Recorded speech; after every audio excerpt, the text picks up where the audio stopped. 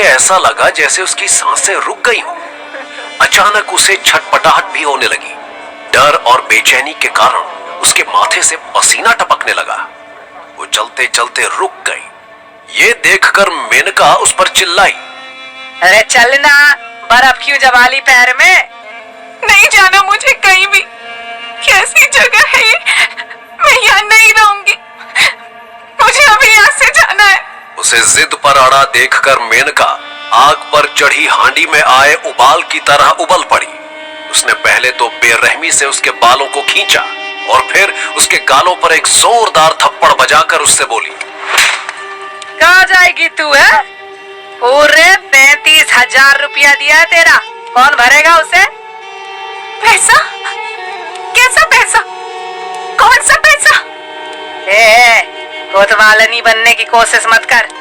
देख, इससे पहले मेरा दिमाग सटके, चल मेरे साथ। नहीं, मैं नहीं जाऊंगी। चंदा, अब तू ही अकल ठिकाने लगा इसकी।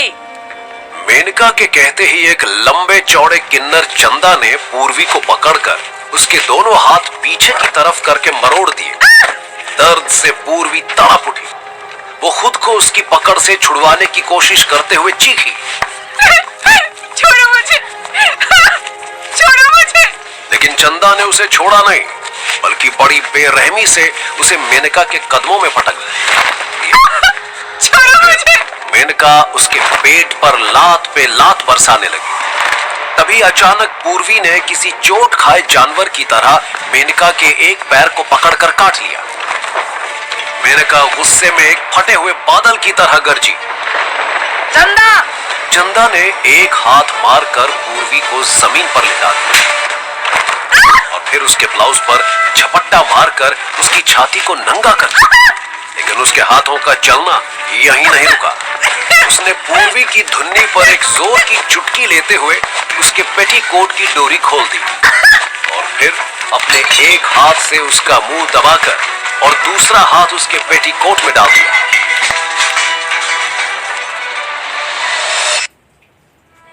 पूर्वी जैसी न जाने कितनी लड़कियां हर दिन हर मिनट इन जिस्म के बाजारों की बदनाम गलियों में खरीदी और बेची जाती हैं।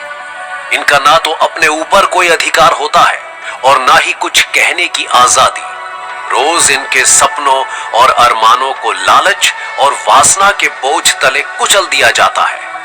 इनकी जिंदगियों को और गहराई से समझने के लिए हमने anti trafficking activist Pallavi Ghosh से बात की।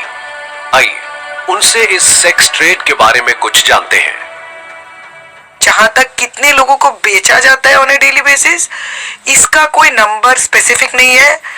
जितना मेरे एक्सपीरियंस में रहा है, हजारों लोगों को बेचा जाता है ऑन ए डेली बेसिस, जिसमें से मिसिंग भी होते हैं जिनको बहला फुसला के बेचा जाता है। एक होता है जिनको किडनैप करके बेचा जाता है। तो मैं अगर बोलूँ तो मेरे दिमाग में ऐसा कोई नंबर नहीं है, लेकिन मुझे एक पता है, एक बार इन्वेस्टिगेशन के दौरान एक बच्ची ने मुझे बोला था कि उसके साथ अराउंड 400 से 500 लोग थे जब वो ट्रक में जा रही थी। तो एक बच्ची का स्टेटमेंट था, पर मैं नंबर नहीं बोल सकती, क्योंकि आप अगर वर्ल्ड में देखो तो ट्रैफिकिंग $1 बिलियन इंडस्ट्री, इसमें अरबों रुपए का ट्रांजैक्शन होता है। तो जितनी ज्यादा बेचेंगे उतना प्रॉफिट है।